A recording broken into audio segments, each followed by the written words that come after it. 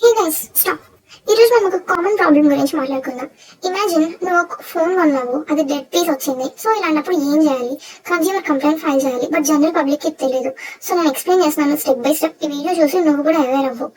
So first problem ఏంటంటే, నువ్వేమన్నా product or service కొన్నావు అంటే అది డిఫెక్టివ్ ఆర్ ఫ్రాడ్ అనుకుంటే కన్స్యూమర్ ప్రొటెక్షన్ యాక్ట్ ప్రకారం మనం కంప్లైంట్ ఫైల్ చేయొచ్చు. సో ప్రొసీజర్ ఏంటి అంటే, సెల్లర్కి రిటర్న్ నోటీస్ ఇవ్వాలి, ఈమెయిల్ ఆర్ లెటర్ ద్వారా. ఏమైనా ప్రాబ్లమ్ సాల్వ్ చేయి అని బేసిక్గా ఆ లెటర్లో డిమాండ్ చేసి వాడికి నోటీస్ ఇవ్వాలి. వాడు రెస్పాండ్ కాకపోతే నెక్స్ట్ కన్స్యూమర్ ఫోరంకి వెళ్తాం. ఆన్లైన్లో e-consumer.government.in రిజిస్టర్ చేసుకొని ఫామ్ ఫిల్ చేసి name, address, problem details, relief ఏం కావాలి అనేది అందులో ఫైల్ చేసేస్తే ఎవిడెన్స్ లాగా ఫొటోస్, బిల్స్ అప్లోడ్ చేసేయచ్చు.